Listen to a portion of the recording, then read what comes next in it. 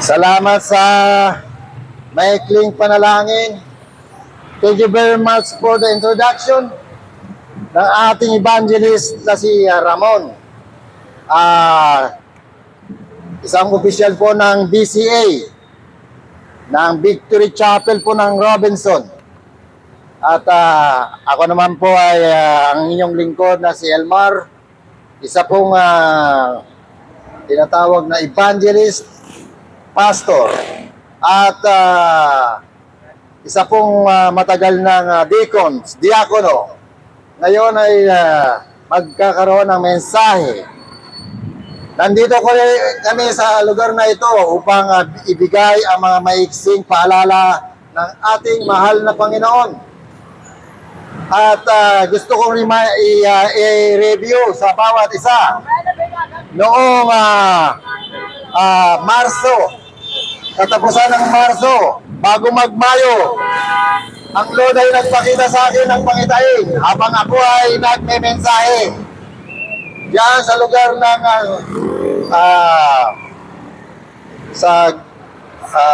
ano bang mall yan, bro? Gold, ano ba yan?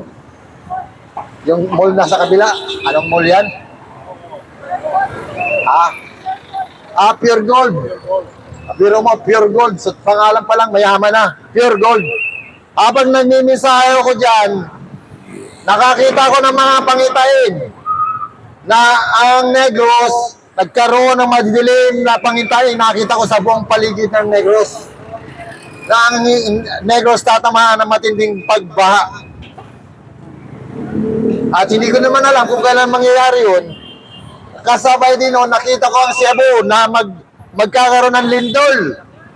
At kasabay noon, nakakita ko ng tatlong numero na nakalutang sa hangin. Dahil nga hindi naman natin naiintindihan kung ano ang pinapasabi ng Panginoon, basta ang alam ko, noong bago mag-Mayo, binigay ng Lord ang message dyan sa Pure Gold na nagme-mensahe kami dyan.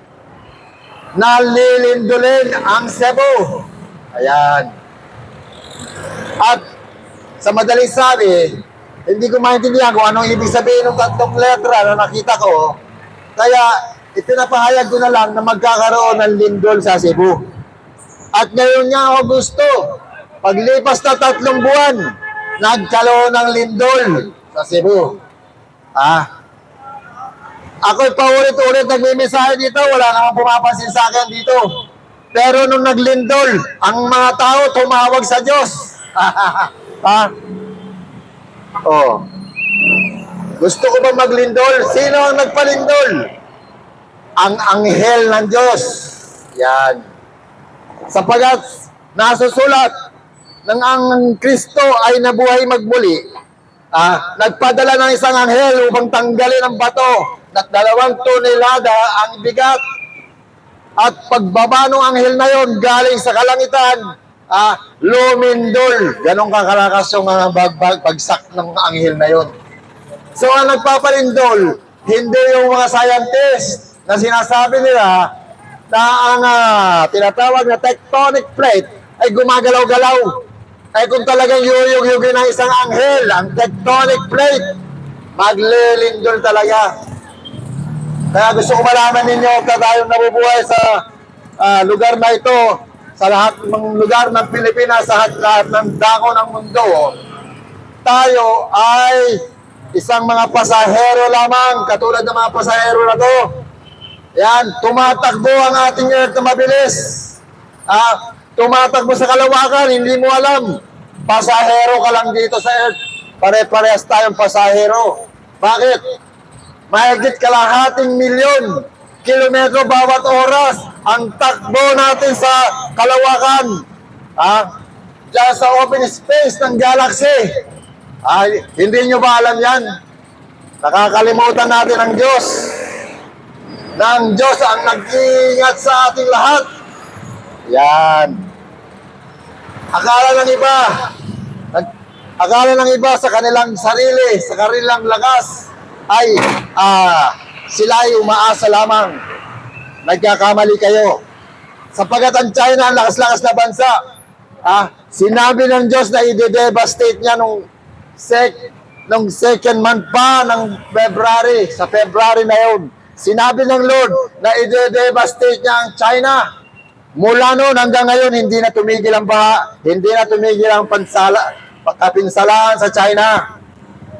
Hindi na tumigil ang mga iba't ibang lindol at iba't ibang kalamidad at iba't ibang mga karamdaman, sakit, salot ang tumatama sa China.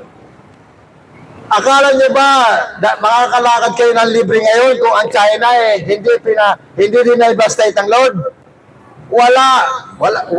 Walang sino man sa inyo sapagkat ang China ng China.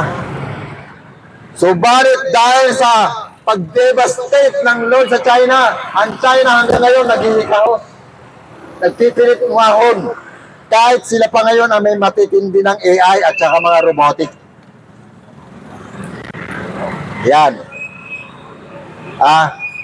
Nabubuhay tayo dito hindi dahil sa sarili natin. Pinibigyan tayo ng Diyos ng pagkakataong mabuhay. Hindi yan dahil sa lakas natin at may mga paa tayo.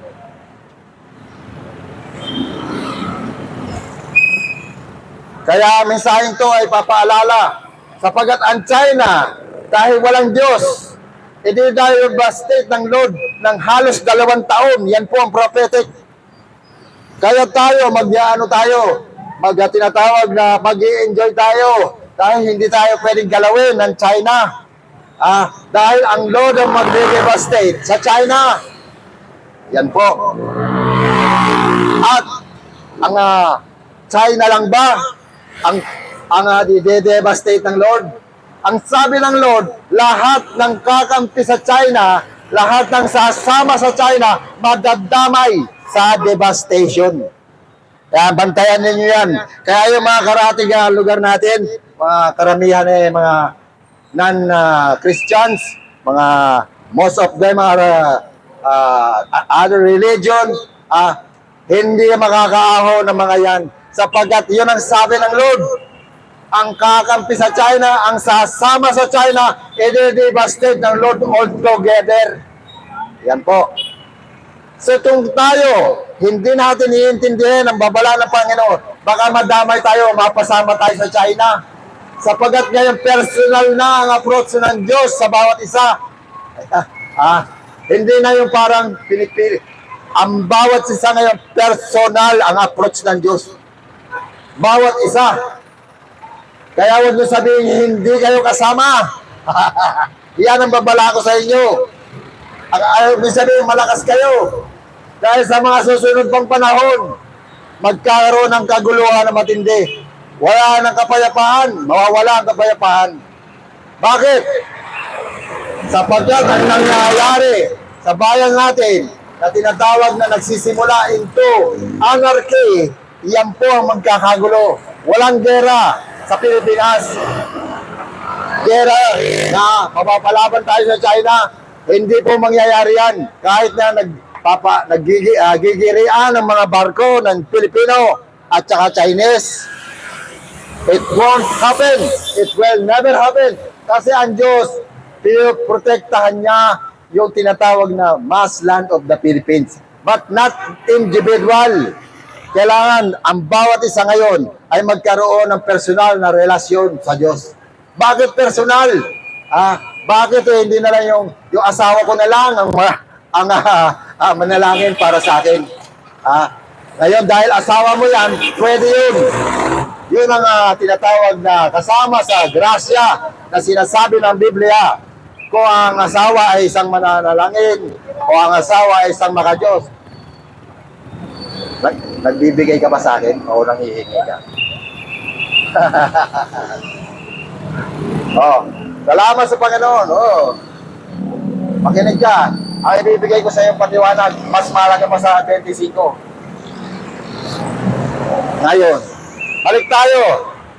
Bakit bawat isa na ang tinatawag na ng Lord? Bawat isa na bawat individual ang approach ng Diyos sa bawat isa. Kasi wala nang special ngayon. Unang-una, paano ka magiging special hindi mo nga kilala ang Kristo? Ang anak ng Diyos, ang Diyos na buhay. Paano ka magiging special? Ang special lang sa Diyos yung nakakakilala sa Kristo, sa Panginoon. Sapagat ang Panginoon nabubuhay tayo hanggang ngayon dahil sa Kanya. Bakit?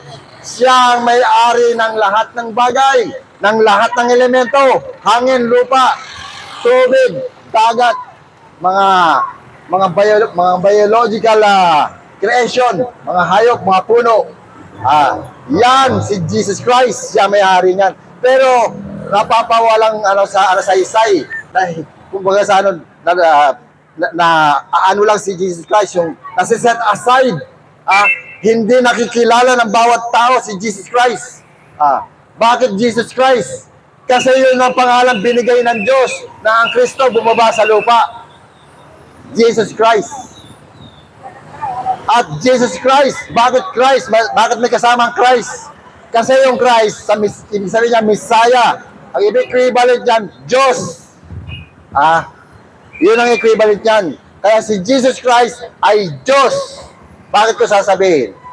Kasi nung wala pang Jesus Christ, pinlano nila, nagplano ang Diyos sa sarili niya, naghiwalay ang Diyos. Parang isang istorya na hindi totoo. Naghiwalay ang Diyos. Bakit? Kaya bang gawin ng Diyos na maghiwalay siya sa kanyang sarili? Ang tao nga pag namatay, umihiwalay ang kaluluwa, pupunta sa impyerno. Huwag mo sabihin isa ka. Hindi ka lang isa dahil may iwan ang katawan mo sa ilalim 6 feet on the ground. Yung kaluluwa mo pupunta sa impyerno. So hindi ka lang dalawa. So hindi ka lang isa. May identify sa isang tao na ikaw ay dalawa. So ganun din ang Diyos. Ang Diyos na iisa na hindi nakikilala ng sanlibutan, nagpakilala. Ipinakilala ng Ama ng Diyos. Yung isang Diyos na ang pangalan, binigyan niya ng pangalan na Jesus Christ. At yung Jesus Christ, tinatawag yung isang Diyos na nananatili sa heaven, na Father God. Yan ang paliwanag sa inyo. Ngayon, ang lahat ng bagay sa sanlibutan ito ay nasa ilalim ng kapangyarihan ni Jesus Christ. Pero hindi naiintindihan ng tao. Yan. Akala nila, gigising ng umaga kakain. Mabubuhay ka ng 60 years, halimbawa, hanggang 70 years. Ang haba-haba na, di ba? Mali. Dahil ang 70 years sa Diyos ay sa 70 minuto lamang. So 70 minuto ka lamang mabubuhay sa mundo. Katulad din naman ni Jesus Christ, na nabuhay ng 33 taon, equivalent sa Diyos ay 33 minuto. So ganun ang tinatawag na computation ng speed of time sa Diyos. Masyadong mabilis ang tinatawag na prognosis, yung kaisipan ng Diyos masyadong mabilis. Kaya gustong maabot ng mga devils yan, baka alam nyo. Paano? Dahil ngayon, nag-construct na sila ng mga AI na napakabilis ang computation. Gusto nilang parisan si Jesus Christ itong huling panahon. Pero wag muna tayo dyan. Balik tayo sa basic. Salvation muna tayo. Sapagat malalim yan. Hindi nyo pa maintindihan yan. Kaligtasan muna ang i-offer ko sa inyo. Ang kaligtasan ino-offer ni Kristo, si Jesus Christ, na nagpakatanga dahil sa ating lahat. Alam nyo ba yun? Pinili niya na makrusify, tanggapin ang crucifixion para maligtas tayo. Saan? Saan kayo liligtas? Ililigtas ka ba dahil wala kang pera? Sino nakakaalam ng kaligtasan? Sino ang sasagot? Paano ka ngayon pangangalaga ni Jesus Christ? Hindi mo nga alam ang kaligtasan. Ito, napakasimpleng paliwanag sa kaligtasan. Dahil tayo ay nasa ilalim ng kamatayan, si Jesus Christ dumanas ng kamatayan, nilasap niya yun para ibayad niya ng kanyang buhay sa buhay mo para wag kang dumanas ng kamatayan. Ulitin ko. para wag kang dumanas ng kamatayan. O, may accepted ba? May accepted ba sa ating lahat? Yan ang dahilan kung bakit napako si Jesus Christ sa cross. Pinili niya na magpakamangmang upang iligtas tayo. Ganong katindihan si Jesus Christ. Pinili niyang maging mahina, mamatay, magkaroon ng tinatawag na parang mamatay. Actually, walang namamatay, kahit sinong tao. Paano ka sa mundong ito pero hindi ka patay? Ang katawan mo mabubulok, ang kaluluwa mo forever yan. Kaya pag forever yan doon sa sinasabi ng Diyos, nagalit ng Diyos, forever yan sa ilalim ng lupa. Sa ilalim ng mundong ito ay impyerno. Alam niyo ba yun? Sino nakakaintindi sa inyo na impyerno kung nasaan? Tayo ay nasa balat lamang ng lupa. Balat. Ito, sapatos ko, balat. Kung nasa tubig ka, balat lang ng tubig yun. Oo, dagat. At sa daigdig na to, sa gitna nito, yan ang impyerno. Nakita niyo ba to? Nalaglag yung aking cardboard. Hinigop ng ano. Kung bukas yan, pupunta to sa impyerno, direkta. Yung gravity na yan, yan ang hihigop sa bawat isa sa impyerno. Hindi tayo makakalpas dito. Sapagat dito lang tayo binuhay ng Diyos. Dito lang tayo i-scrutinize ng Diyos. Dito lang tayo pipiliin ng Diyos. Dito lang tayo sasalain ng Diyos sa pamamagitan ng ipinangaral ng Kristo. Yan. Gusto kong malaman ninyo yan.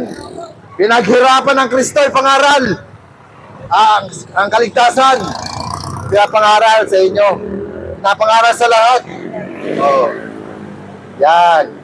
Hindi tayo accepted, bawat isa. Yan. Hindi mo man intindihin, intindi man, walang pakialam sa atin ang Diyos. Basta siya nagbigay na ng panuntunan. Si Jesus Christ ang kaligtasan. At wag mo kaya hindi mo pwede sabihin sarili mong maka-Diyos tayo na hindi mo naiintindihan si Jesus Christ. Yan. Yan po.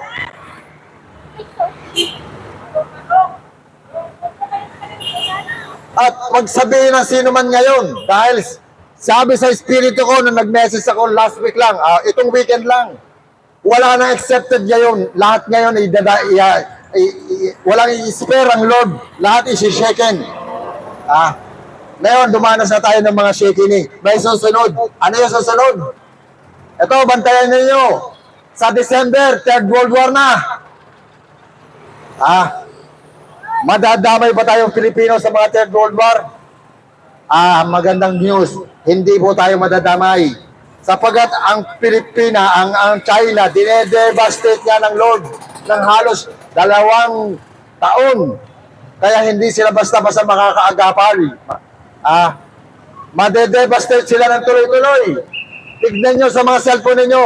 Wala pa ng Pebrero, pinapangaral ko na yan ang devastation ng China. Kung titigil ang devastation ng China, sasakupin tayo ng China. Alam niyo ba yun?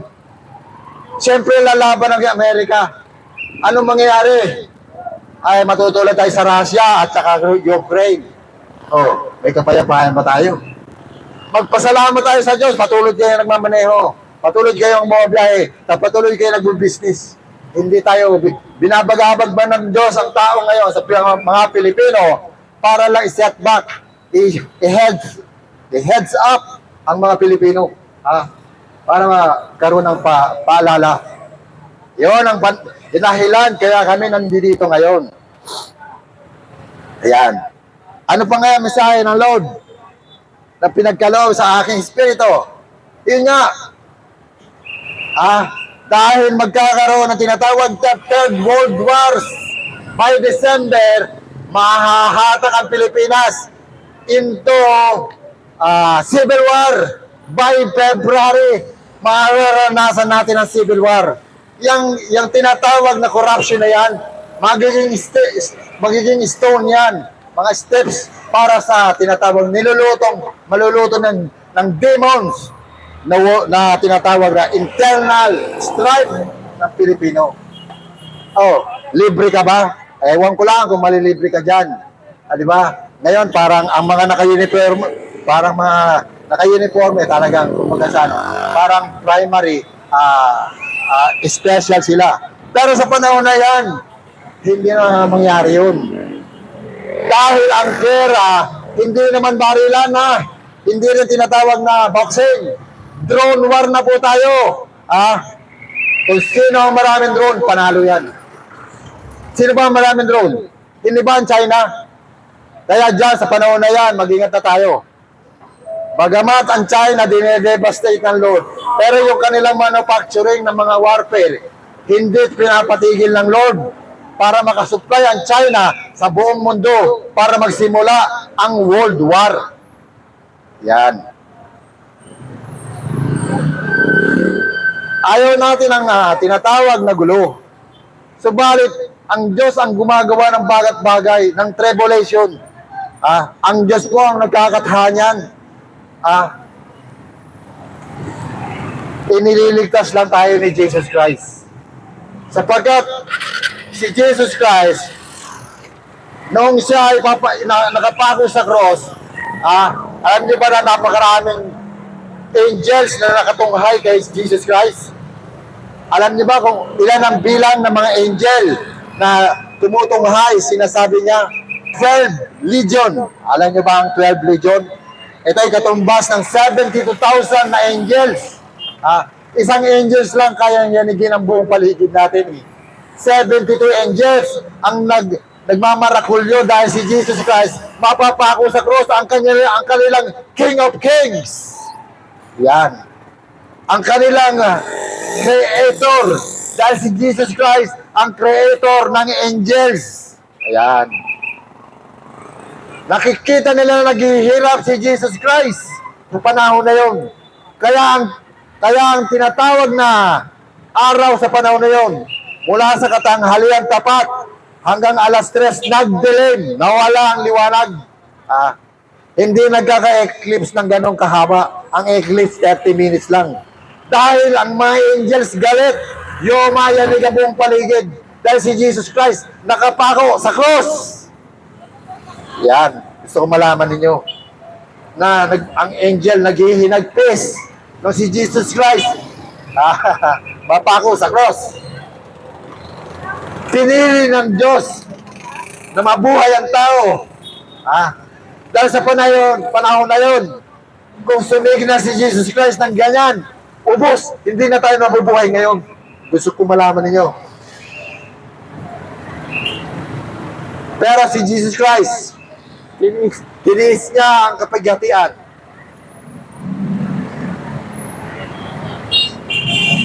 Tiniis ni Jesus Christ ang hirap, ang uhaw, ang pagod. Para iligtas tayo. Saan? Sa kamatayan. Sapagat siya sabi ng kasulatan sa Roma, 6:23, ang lahat ay nasa ilalim ng kamatayan at ang kabayaran ng kasalanan ay kamatayan. So, hindi ka ba accepted? Accepted ka ba? Walang accepted sa atin. Yan. Sapagat ang pamumuhay spiritual, medyo malalim yan. Ang ating pinag-uusapan ngayon ay isang pasimulang aralin lamang. Pasimulang aralin, basic. Kumbaga sa AEO, ang ating pinag-uusapan ay abakada. Very basic. Pero naiintindihan nyo ba ang pinag-uusapan natin? Kung gaano kahalaga? Yan. Yan. Sinabi na ba ng relihiyon ninyo na pinaniniwalaan ninyo, palibasa ang mga Pilipino, sino man sa atin, ay may kanya-kanyang relihiyon. Sinabi na ba ng relihiyon nyo na ang kaligtasan ay ililigtas tayo sa kamatayan? Hindi ka sa kasalanan ililigtas dahil ikaw ang gumagawa ng kasalanan mo. Ang bawat isa sa atin, halimbawa yung mga magnanakaw sa gobyerno, inutosan ba ng Diyos magnakaw yan? Siyempre hindi. Liable sila sa parusa ng Panginoon. Kaya huwag mo yung sabihin, ililigtas ka sa kasalanan. Hindi ka ililigtas sa kasalanan ng Kristo. Inuutosan kang lumayo sa kasalanan. Yun ang utos. Hindi ka ililigtas sa kasalanan. At saan ka ililigtas? Ililigtas ka sa kamatayan dahil lalayo ka sa kasalanan. Yun ang paliwanag dyan. May mga maling paliwanag ngayon ng Kristyanismo na mali. Ililigtas daw sa kasalanan. Hindi ka ililigtas ng Diyos sa kasalanan. Dahil ikaw ang gumagawa niyan. Inuutos niya na huwag tayong mamuhay sa kasalanan. Taliwas yan sa pagkakaunawa ng marami nagtuturo. Kaya ako nadaanan yan kasi basic yan. Hindi yan malalim. Kaya nga lang mali yung tinatawag na foundation ng mga Kristiyano ngayon. Akala nila niligtas sila sa kasalanan. Hindi po. Tayo ang hihiwalay sa kasalanan. Yun ang nais ng Diyos. Hini-heads up tayo ng Diyos. Kung ano-ano man yung kasalanan na yan, alam niyo yan. Hindi ko na kailangan sabihin pa yan. Dahil hindi ko kayo gustong tisurin o bigyan ng sama ng loob. Ang ipinapaliwanag dito ay kaligtasan ng tao. Yan. Kaya, sa panahon ngayon, may mga darating ng mga pangyayari. Katulad nga ng sinasabi ko sa inyo, malapit na. Ngayon po, may gera na sa Middle East. Pero hindi yan na tinatawag na World War. Tinatawag na yung regional war. Kasi diyan talaga mag-a-active na sila. Mag-send na sila ng kanilang mga missile, ng kanilang mga drones, supersonic, galing sa bansa nila. Kaya iaano nila ang Israel, tutulogin nila. Oh, gusto niyo ba mangyari sa Israel yan? Sa December po, magsisimula yan. Kaya mahahatak yung ibang bansa na tutulong naman sa Israel. Hindi ko lang ako sa Pilipinas kung ano ang stand ng Pilipino para dyan. Basta sa darating na December, mangyayari na po yan. Hindi lang sa Middle East, ganon din po sa Russia. Magtutulong-tulong na ang NATO, ang mga bansa ng NATO, laban sa China. Kaya may hirapan na ang tinatawag na Russia. Maaari talaga ma-pound o tinatawag ma-destroy, magkaroon ng destruction ng Russia. Pero, hindi nila ma-underestimate dahil si Putin, may kaalyado rin bansa yan. Sa bansa ng gera, hindi na lang Ukraine at saka tinatawag na Russia. Yan. By December po, mag-a-active na yan. Kasunod yan, yung istorya ng Pilipinas ng corruption, magkakaroon ng matinding hirap. Kaya ang tao, may ipit, masisisi ang gobyerno. Dada ng insurgency sa panahon na yan, hindi nyo masisisi dahil corrupt yung mga nasa gobyerno. Hindi nyo pwedeng sisihin. Walang pwedeng sisihin. Sa panahon na yan, ang tinatawag na ang kapayapaan, si Jesus Christ na lang makukuha. Kay Jesus Christ na lang makukuha. Sapagkat wala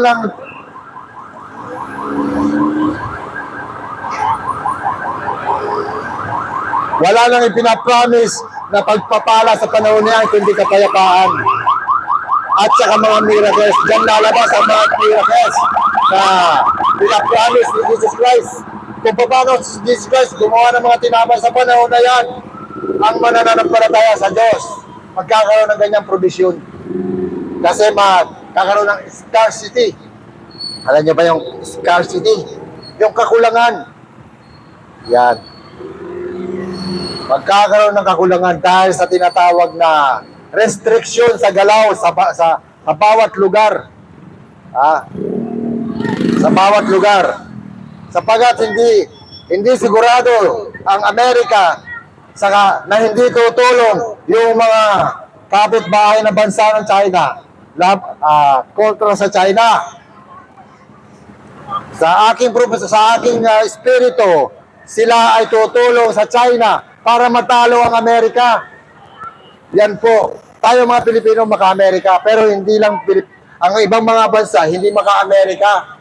Kasi nga dahil sa sistema ng Amerika, lalo na yon na pinairal yung tinatawag na tariff. Noong February, nangangaral ako dyan. Sinasabi sa akin ng espiritu na may darating na sistema sa Amerika na maapektuhan ang buong Pilipinas. Hindi ko may paliwanag kung ano yun, yung sistema na yun na darating. Basta sinasabi sa akin ng Lord tungkol sa taxation. Yung pala tarif pala yung sinasabi ng Lord na yun, na hanggang ngayon umiiral sa bawat lugar. So napakaraming binibigay ng Lord sa akin, ako mismo hindi ko magets kasi prophetic nga, mangyayari na hindi pa nangyayari. Kaya hindi ko masabi. Oh. Ayan po.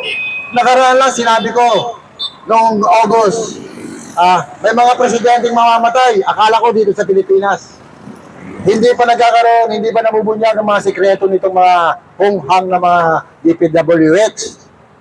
Yung pala mga ibang presidente, doon pala sa mga Myanmar, katulad ng type,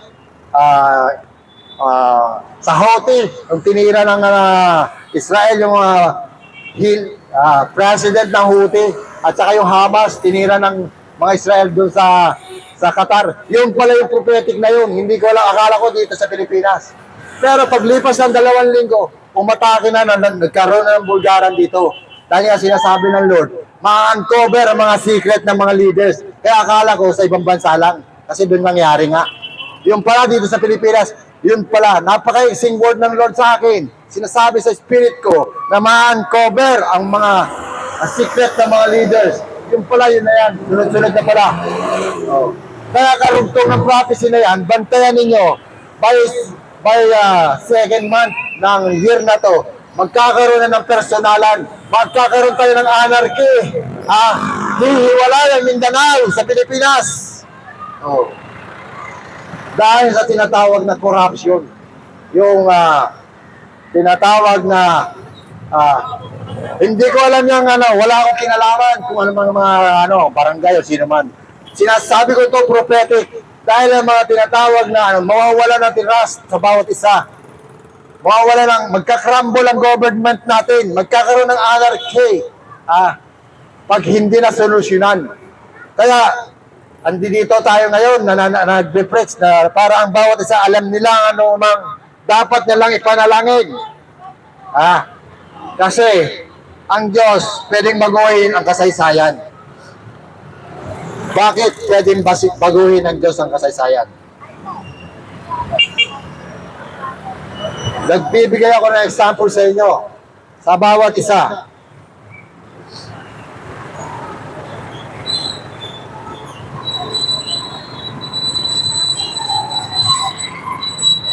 Andito po ang mensaheng kaligtasan. Ang ating pong podcast ay mensahe ng kaligtasan. Ang ating pong binobroadcast dito sa lugar nito, ipapasok po natin sa mensaheng kaligtasan sa Facebook. Kaya kung gusto nyo pakinggan ang mga propesya na binitawan ko sa aking message, ay makikita nyo po yan doon sa mensaheng kaligtasan Kristo Jesus. Len, yung banner ko, ano mo. So,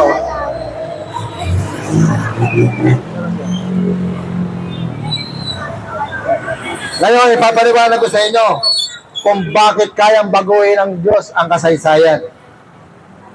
Bukod pa sa ang isang araw sa Diyos ay 1,000 taon sa tao, sa bawat tao. So, ganon kahaba ang isang araw sa Diyos, 1,000 taon sa atin. So napakabilis ang mentality ng Diyos. Nauuna yan nakikita niya ang mangyayari. Kaya pwede niyang baguhin. Pero pag hindi nagsisisi ang mga tao, tinutuluyan niya tigok ang mga tao. Titigok niya. Dahil ang mga tao, walang halaga tayo sa Diyos. Maliban na lang ikaw ay nasa ilalim ng pagpapala ng Kristo. Nasa ilalim ng habag ng Kristo. Ikaw, akala mo maraming pera ang pinagmamalaki natin. Hindi po ganun. Hindi yun ang pamantayan ng Diyos. Kung ikaw o tayo man, sino man sa atin, ay naniniwala sa Kristo Jesus at nagpapailalim sa kanyang mga salita. Sapagat sinasabi niya, I am, behold, I am coming. Blessed everyone who observe the prophetic word na sinasabi ng Lord Yan. Yun po yung nakasulat sa Revelation, chapter 22 ng 15, verse 15. I am coming. Ayan. Sinasabi ng Lord, I am coming quickly. Hindi yung akala mo maghihintay ka pa ng 1,000 taon bago dumating si Jesus Christ. Hindi po. Si Jesus Christ, isang kisap mata, pwedeng magparoot pa rito sa earth. Yan. Baka hindi nyo alam yan. Kaya 3 beses sinasabi ni Jesus Christ sa Revelation chapter 22, verse 3, verse 15, verse 7, I am quickly, behold, I had my gift in my hands to those who obey my word. I am coming quickly. Hindi yan yung maghihintay ka ng 1,000 taon. Ang tagal-tagal naman dumating ng Kristo. Darating, sinasabi ng mga darating na ang Kristo. Darating na ang Kristo. Hanggang ngayon, hindi nila na mapapatunayan yung sinasabi nilang darating na ang Kristo. Hindi ganoon ang sinasabi ng Kristo. Yung sinasabi na sa Revelation, I am coming quickly. Ibig sabihin, snap in one twinkling of an eye. Pwede magbalik panahon ang Kristo, pwede magparoon pa rito. Hindi mo lang pwedeng makita ang Kristo. Mararamdaman mo lang ang Espiritu ng Panginoon. Yun lang yun. Hindi mo pwedeng makita. Bakit hindi mo pwedeng makita ang Panginoon? Huwag natin isipin na ang Kristo nakapako pa rin sa cross na puro duguan. Kamangmangan na yan. Kamangmangan po yan. Kailangan nyo malaman ang katotohanan. Kasi ang Kristo ngayon ay isang Diyos na bagong nilalang na walang nakakaunawa. At nung makita siya ni Pablo, siya ay naglalagablab, nagliliwanag ang kanyang tinatawag image ng higit pa sa init ng katanghaliang tapat. Alam niyo ba ang ibig sabihin yan? Mas matindi pa ang init sa katanghaliang tapat. Hindi niya sa Pilipinas, doon niya sa Middle East. Kung sino man sa inyo nakarating sa Middle East, hindi nyo kakayanin ng tanghaling tapat pag isang oras kayo dyan sa disyerto. Sinasabi sa Biblia, nung makita ni Pablo, si Jesus Christ, nagliliwanag ng pahigit pa sa katanghaliang tapat. Anong mangyayari sa isang tao pag hinawaan ka ng ganong liwanag? Bibigyan ko kayo ng sample.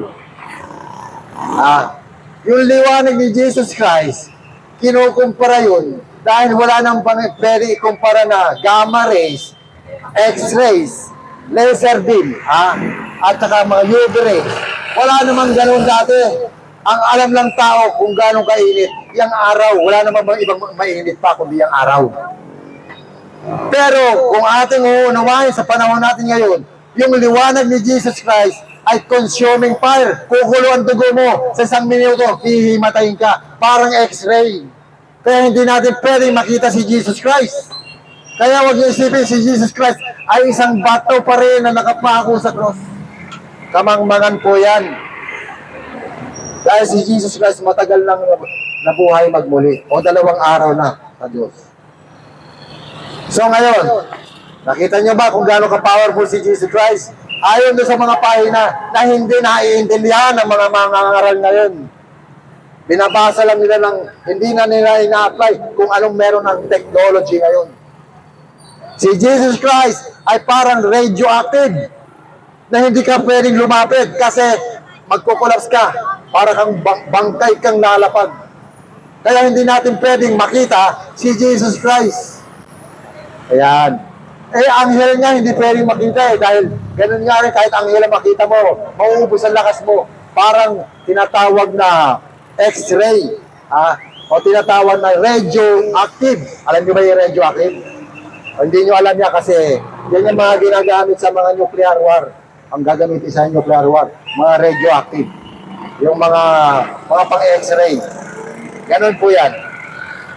So, bakit kayang baguhin ng Panginoon ang tinatawag na nakasulat o kasaysayan na tayo ay magkakaroon ng kapighatian ngayong mga darating na buwan? Sapagkat ang bawat isa ay bibigyan ng aklat ng buhay. Oh, naiintindihan niyo ba yun? Kaya nga, bago niyo sabihin si Kristo, kilala ninyo, alam niyo, ang masasabi ko, masasuggest ko, subaybayan niyo ang mensaheng kaligtasan dahil itinuturo ko doon yung malalalim na sinasabi, kasaysayan at mga turo ng Panginoon. Hindi po reliyon ang tinataas ko. Si Jesus Christ lang po. Kaya ganito ako Pwede naman ako pumunta sa mga malalaking religion. Pero dahil nga ibang mga turo nila, hindi pwede, makakagulo lang ako. Kaya tumayo ako sa harapan ng Panginoon. Bakit? Bakit nasa harapan tayo ng Panginoon? Ako lang ba? Hindi ka kasama? Wala ka sa harapan ng Diyos?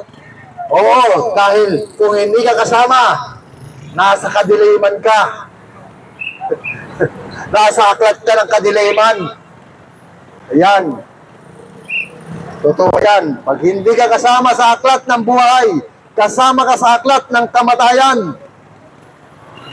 Yan po ang totoo niyan.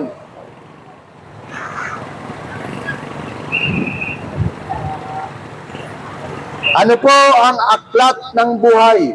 Ano ba yan? Bible ba yan? O yan ba ay isang pahina na nakasulat pangalan mo? Hindi po ganun yan. Hindi ganyan ka-lotek ang Lord. Hindi ganyan ka-lotek ang God. Bago pa nagkaroon ng mga ano ngayon, mga technology ngayon na ini-scroll natin ang cellphone. Very sensitive ang mga surface, interface ng mga cellphone.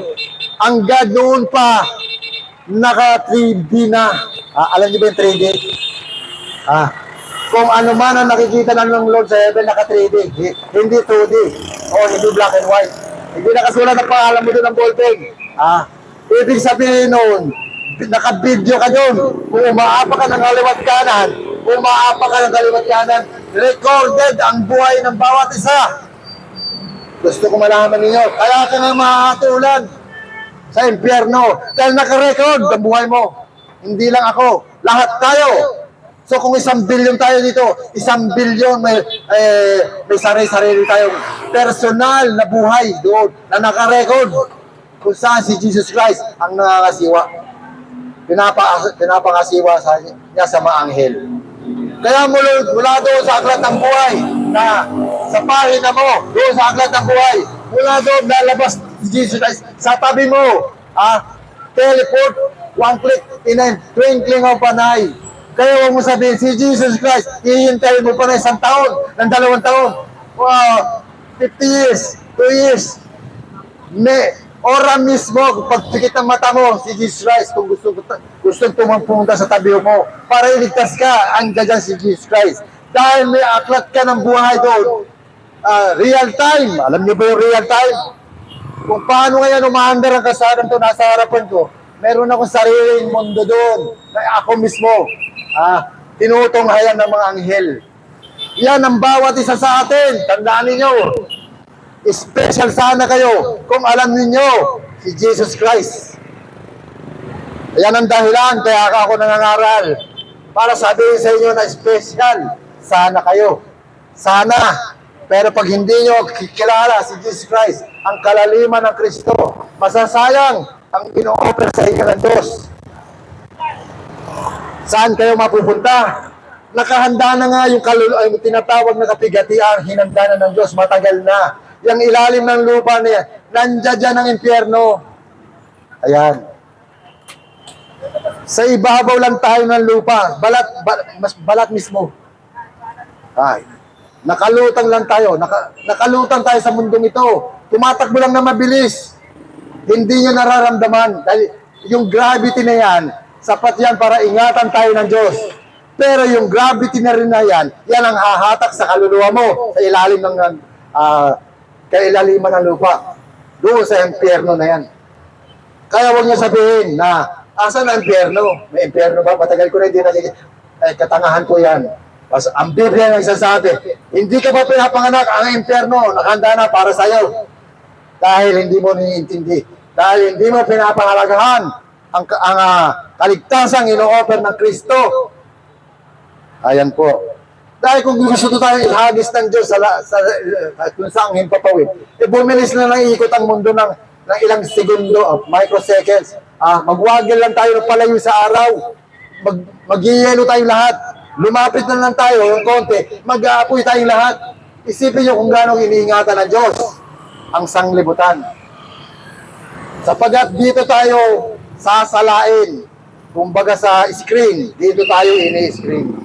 At si Jesus Christ, ipinakita na ang ehemplo. Kaya naging tao ang Kristo.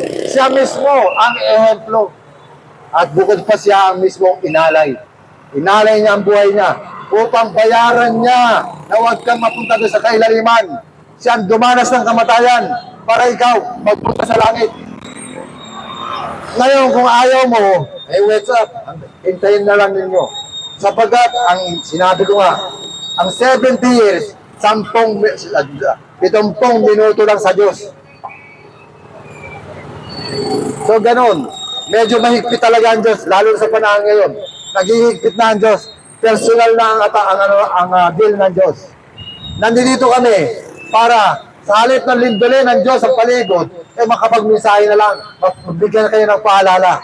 Kaysa may mga mawasak pa na struktura. Dahil ang doon, i-heads up lahat. I-heads up. Ibig sabihin, i-heads up.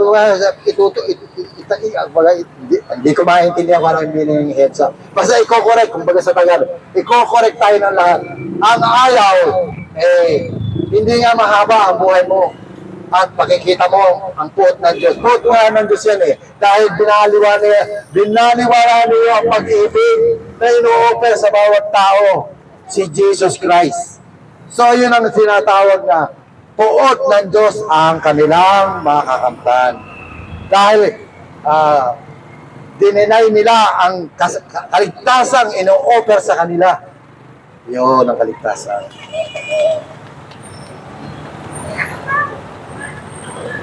So, maiksing papaniwalagan ang aking naihatid sa hapong ito.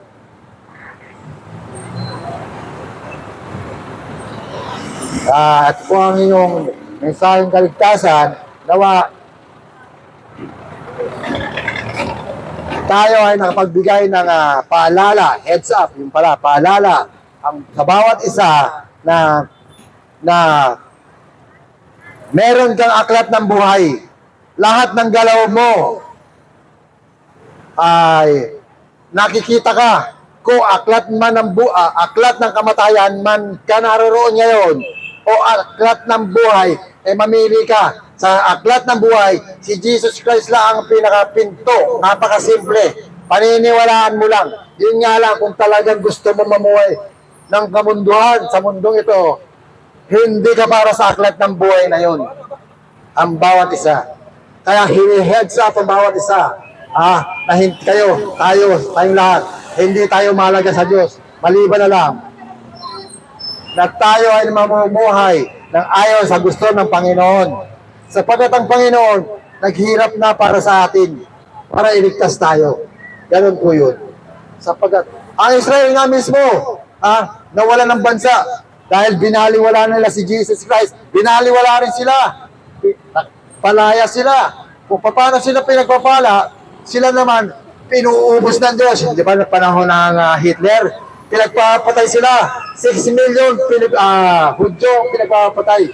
Kasi dinideny nila hanggang ngayon si Jesus Christ. Imagine, hari pa nila, dinideny nila. Sa kanila dapat si Jesus Christ nagbibigay ng importansya. Pero dahil ng dinideny nila ang mga ngaral, nakarating yan ng Pilipinas. Nakakalat hanggang sa Amerika. Yung mga tao na pinipili sana upang maligtas, dinideny si Jesus Christ. Dinideny yung kanilang hari ng mga hari, Panginoon ng mga Panginoon. At Mesiyas. Hinihintay po nila. Ang mga Pilipino, hindi na naghihintay ng Mesiyas . Yung mga naghihintay nga ng Mesiyas, hindi naniwala na dumating ang Mesiyas niya. Mga Pilipino pa kaya titigas ng ulo. Maniwala. Oh, sorry na lang, pero nasabi ko na. At ang burden wala na sa akin. Ang nasa akin ngayon ay pagpapala na ng Diyos. Sapagkat nagawa ko ang nais ng Diyos. At ang burden ay nasa inyo na. So, bagamat kami ay parang mga mangmang sa harapan ninyo, pero sa harapan ng Diyos, hindi ganoon ang pagtingin ng Diyos sa amin. Sapagkat sinasabi niya, mapalad ang mga nakakaunawa sa aklat ng buhay na ito. Kaya nga, ang itinapaliwanag namin na ang bawat isa ay may aklat ng buhay. Dalawa, isang aklat ng kamatayan at aklat ng buhay. Kung gusto mong lumipat mula sa kamatayan papunta sa buhay, doon si Jesus Christ lang ang daan. Sabi niya, I am the way, the truth, and the life. Very simple na. Gas-gas na yung versikulo na yan. Sinasabi pa ulit-ulit. Dahil doon, hindi ka lang dito mayroong buhay. Pag naniwala kay Jesus Christ, pagkakaroon ka ng avatar, panibagong term na naman. Gusto nyo ng mga cartoons? Si Jesus Christ, ang hari ng cartoons. Bakit? Dahil si Jesus Christ, lumalagab-lab ang mata na parang laser beam. Sino bang alam yung cartoon, character na may ganyan? Hindi pa uso si Batman, si Jesus Christ, lumalagab-lab na ang mata. Sino mahilig kay Superman na may laser beam sa mata? Wala pa si Superman na nakikarikat pa lang, dinodrawing pa lang sa platform. And si Jesus Christ, lumiliwanag ng mata, nagle-laser beam ng mata. Sinong mahilig? Sinong nagugo sa walang petang mga anime na yan? Sino sa anime ang lumalabas ang espada ng dalawang bibig? Sinong may anime? Sinong sinusundan yung anime na may espadang lumalabas sa bunganga? Si Jesus Christ, hindi pa uso yung mga anime na yan. Lumalabas na sa bibig niya ang dalawang talim ng tabak. Sino mahilig sa anime? Mga kabataan, nagugumon kayo sa anime. Si Jesus Christ ang pinakamatinding anime. Gusto ko malaman ninyo. Ang isang anghel, ang isang hasiwas ng anghel ko pinag-uusapan natin, kahit yung buwan, biyak yan sa hasiwas ng isang anghel. Kaya itong mga kabataan natin, hindi nila alam na ang Biblia ang pinakamatinding anime na andyan dyan nakasulat. Yung iba dyan, ginukopya lang ng mga Japanese. Sino ang gusto may anime kay Incredible Hulk? Kay Incredible Hulk? Sino? Di nyo ba alam na ang isang anghel pumapatay ng 80,000? Sinong may anime na ganyan na kaya pumatay ng 80,000 sa panahon ni Hari Ahab? Dahil dinusta-dusta ng mga Palestine, yung mga lugar ng Israel, na nanalangin yung hari. Sabi niya, alalahanin mong yung pangalan. Bumaba ang anghel, pinatay lahat yung 70,000 soldiers ng Assyrian. Hindi dahil sa tinutulungan nila ang Israel, dahil dinusta nila ang pangalan ng Diyos. Pinatay sila ng isang anghel, isa lang tandaan nyo, isang anghel. Samantalang na si Jesus Christ nakapako sa cross, 72,000 na anghel ang nananangis. Nananangis sila dahil wala silang magawa. Dahil ang desisyon na kay Jesus Christ upang iligtas ka. Iligtas tayo. Walang magawa ang anghel. Nakapulutong ang anghel sa kanilang mga array. Full battle gear ang mga anghel na nakapulutong. Pero wala silang magawa. Kasi yung kanilang chief commander nakapako sa cross, ayaw sumurrender. Gusto niya iligtas sa mga tao na walang kwenta.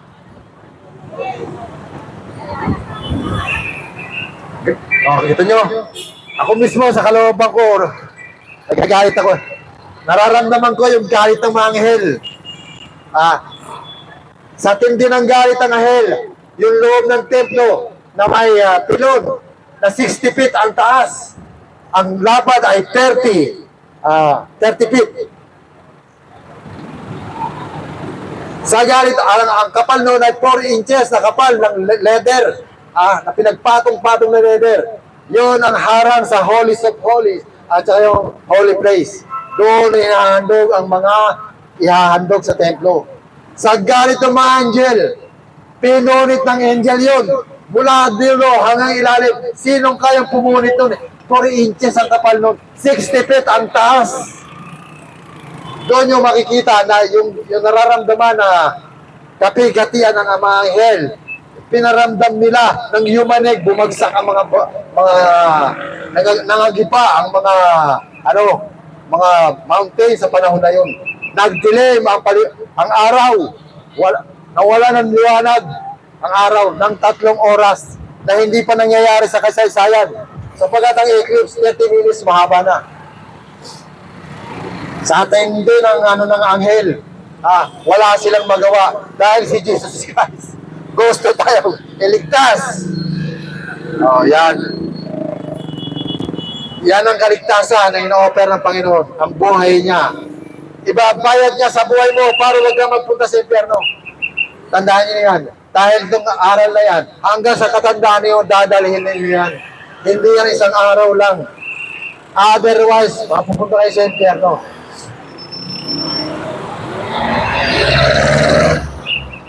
Medyo nagigirip po ang aking spirit dahil sa nararamdaman ko ang kapigatiang dinanas ng Kristo na pwede naman tayo iligtas, pwede naman kopyangin ang mga demonyo, pwede niya namang gawin ng bagay, pero dahil may kasulatan, sumusunod sa kasulatan ng Kristo. Dahil maliban sa pagbabubo ng dugo o pag-o-offer ng sacrifice, walang kapatawaran.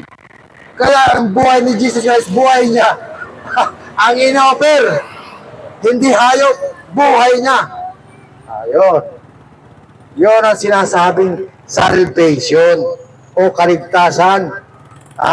Kaya ngayon, pag pinaulit-ulit ang kaligtasan, alam na natin kung gaano katindi. Meron pa mang matindi dyan, baka sa susunod nyo na maririnig. Basta pinaunawa ko na sa iyo na ikaw, pag naniwala ka kay Jesus Christ, tumanggap ka kay Jesus Christ sa puso mo, kahit saan, sa oras na pagtulog mo, tanggapin mo ang Kristo, magbubukas ang tinatawag na Book of Life. Anumang oras bababa ang Kristo para sa iyo. Kasi ginawa niya na yan noon pa nung mahina ng tao pa siya. Lalo pa ngayon na siya ay Diyos na. Nagbalik sa dati niyang anyo. Upang patuloy tayong proteksyonan. Yan ang dahilan kaya pwedeng magbago ang kasaysayan ng mga Pilipino na hindi tayo magpatuloy doon sa tinatawag na anarchy. Magkaroon ng elimination ng bawat isa. Mag-away ang karating mga probinsya laban dito sa Luzon. Iba naman laban sa Cebu. Sa ibang karati. Pwede mapigil yung prophetic na yan kung ang bawat isa lalapit sa Panginoon. Hindi ko sinasabi na pupunta ka pa sa simbahan para makipag-deal ka sa Panginoon. Pupunta ka pa sa Sunday. Bawat oras, pwede yan. Hindi special lang yun doon sa mga akala nila, mga ngaral sila. Pero araw-araw, minuto. Parehas yan sa Diyos. Special yan. Kahit tumayo ka pa sa kanto, manalangin ka, huwag mong intindihin ng iba. Nakatandig ka doon sa tinatawag na Book of Life. Nakikita ka mismo sa harapan ng Kristo. Dahil nga may Book of Life ka. Ganon ka bawat isa, ka-special. Kung lagi, conditional. Kung maiintindihan mo ang pangaral ng Kristo. Kung maiintindihan mo ang salita ng Kristo. Yun po ang medyo i-deny mo talaga maraming bagay. Kaya nga ako nagsasabi na kung ikaw ay addict sa anime, si Jesus Christ ang matinding anime. Kung baga para ma-break ang mga nakagapos na mga maling kaalaman sa bawat tao. Yan.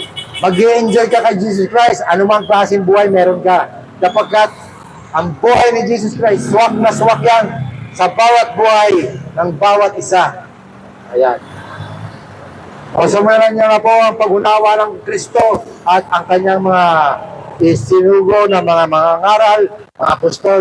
Nakasulat po, actually ang Bible ngayon nagsasalita na. Hindi na lang nakasulat. At kung gusto niyo magkaroon ng malalalim na pangunawa sa pangangaral ng Panginoon, mensaheng kaligtasan, Kristo Jesus. Yun po ang ating podcast. Ang ating pong ginaganap na pangangaral ngayon ay papasok sa podcast ng mensaheng kaligtasan. Tayo po ay dadako sa maiksing pananalangin at pangungunahan tayo ng ating kapatid at evangelist